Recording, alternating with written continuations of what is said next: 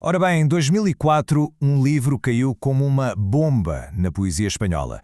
Houve que lhe chamasse uma ruptura sísmica. E o título? Bem, o título era uma autêntica declaração de guerra, Matar a Platão, de Chantal Maillard.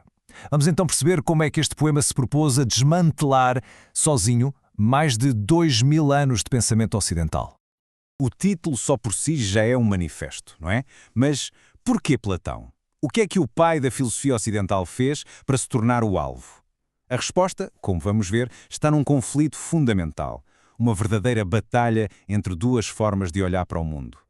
Pensem nisto assim. De um lado temos o mundo de Platão, o mundo das ideias, tudo muito arrumado, muito abstrato, onde um acidente de carro é só mais um número numa estatística.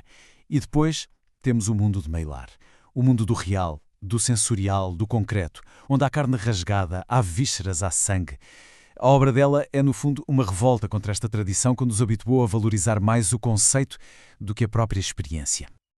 Então a pergunta é, por que é que fazemos isto? Por que é que criamos estas barreiras, estas abstrações? Bem, a Chantal Maillard tem uma ideia. É para nos protegermos disto que vemos na citação. O horror de contemplar a enorme teia daquilo que acontece em cada instante. É mais fácil, não é? As nossas ideias bem arrumadinhas mantêm a dor do mundo longe, a uma distância segura. Mas o mais incrível é que este ataque à abstração não fica só nas ideias. Não. Está gravado na própria estrutura física do livro. E a forma como ela o faz é absolutamente radical. Olhem só para a estrutura. O livro apresenta-se como uma versão original com legendas. O que é que isto quer dizer? Quer dizer que cada página está dividida em duas e a experiência de leitura fica também dividida em dois caminhos que correm ao mesmo tempo. Então, na parte de cima da página, temos a chamada versão original. São 28 poemas que descrevem com uma precisão quase cirúrgica um homem a ser atropelado por um caminhão. É super visceral, focado nos detalhes físicos, sem ponta de sentimentalismo. E depois, embaixo, num tipo de letra mais pequeno, nas legendas, acontece outra coisa. Temos uma meta-história. A história de alguém, talvez a própria Maillard, que está a escrever um livro chamado Matar a Platão, sobre o acidente que está a ser descrito ali mesmo, em cima. É incrível. O criador e a sua criação encontram-se na mesma página. E claro, este estilo é completamente intencional. A própria Maillard usa uma expressão clínica para o descrever, uma maneira de cabeceira. É como um olhar médico, super atento, mas sem se deixar levar pela emoção. O vocabulário é tudo ele físico, carne, fluidos, metal.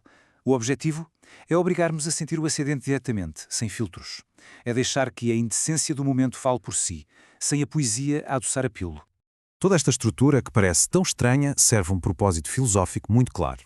É sobre a diferença entre uma coisa que é apenas um facto e outra coisa muito mais viva que é um acontecimento. Para a Maillard, um acontecimento não é só uma coisa que acontece e pronto. Não. É uma experiência que precisa de alguém. Precisa de um sujeito que esteja ali, disposto a ser afetado por ela, alguém em quem a realidade possa, e cito, respirar. Não é um dado frio e objetivo, é uma interação quase carnal. Vamos ver esta diferença de forma mais clara. A ciência, a estatística, o que é que fazem? Pegam no acidente e transformam-no num facto. Para quê? Para o controlar, para o categorizar. A linguagem é abstrata, distante, e o resultado é que nos anestesia. A poesia da Maillard faz exatamente o contrário. Força-nos a viver aquilo como um acontecimento. A linguagem é corporal e imediata. E o resultado é o despertar da consciência. E é aqui que chegamos ao centro de tudo, à técnica dela. O poema não quer explicar o que aconteceu, quer expandir. A Maillard chama-lhe um tratamento de dilatação. O que é que ela faz? Pega naquele instante minúsculo do impacto, estica-o, suspende-o no tempo e obriga-nos a olhar para cada um dos seus detalhes, por mais terríveis que sejam. Claro que este método não apareceu do nada, não é? Tem tudo a ver com o percurso dela. Desde a influência da filósofa Maria Zambrano, em Málaga, até o tempo que passou em Benarés, a estudar budismo e filosofia indiana. Foi aí que ela desenvolveu este método de observação mental, esta estética tão radical que vemos em Matar a Platão. E tudo isto que vimos até agora, a estrutura, a linguagem, a filosofia, tudo acaba por ir dar ao mesmo sítio, ao coração ético do livro, a um apelo para uma forma de compaixão muito mais difícil. O poema é, sem dúvida, uma crítica social fortíssima. Pensem naquelas pessoas à volta do acidente. Estão a olhar, mas não estão a ver. A Maillard acusa a nossa sociedade de se proteger com tudo o que tem à mão. Limites, mentiras, até antidepressivos, só para não ser realmente abalada pela dor dos outros. E a alternativa que ela propõe é aquilo a que chamam uma compaixão difícil. A palavra em espanhol é compadecer, que é literalmente padecer com, sofrer com. Isto não é ter pena de alguém, que é algo que nos mantém à distância, seguros. Não, é um ato radical. Exige que a barreira entre o eu e o outro desapareça por completo. Isto leva-nos, talvez, a uma das frases mais fortes de todo o livro. Ouçam só. Não inventamos a ferida, chegamos a ela e reconhecemos-la. Mas que ferida é esta? É a nossa condição base, aquilo que todos partilhamos. Somos vulneráveis, somos mortais. Por isso, quando reconhecemos a ferida naquele corpo estendido no chão, estamos, no fundo, a reconhecer a nossa própria fragilidade. Ok, então perante este cenário todo, para que serve a arte? Para que serve escrever? O último poema do livro, chamado Escrever, é basicamente a resposta. É um autêntico manifesto.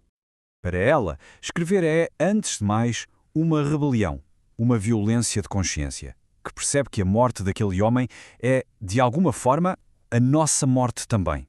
Depois, é uma espécie de fuga mística, uma tentativa de escapar do hospital da realidade, mesmo que ainda se esteja ligado ao soro. E, por fim, é um ato de cura. Usar palavras que são como a língua de um gato. Palavras que não descrevem a dor, mas que tentam lamber a ferida, cauterizá-la. O impacto disto foi gigante. Por isso, não admira que Matar a Platão não só tenha ganho prémios, como seja hoje considerado um dos livros mais importantes da literatura espanhola deste século. A coragem desta obra, no fundo, mudou as regras do jogo sobre o que a poesia pode ser e o que pode fazer. Chegando ao fim, percebemos o que significa realmente matar Platão. Não é um ato de destruição pelo prazer de destruir. É, pelo contrário, um ato de aceitação profunda. É aceitar a responsabilidade de se estar vivo num mundo violento, sem nos escondermos atrás de ideias confortáveis. No fundo, o que o livro nos pede é coragem. A coragem de nos deixarmos ser abalados pelo sofrimento do mundo. E isto deixa-nos a todos com uma pergunta final, uma pergunta bastante desconfortável. E se para ver o mundo com clareza for preciso primeiro baixar a guarda, e se for preciso deixar que a realidade, com toda a sua brutalidade, nos fira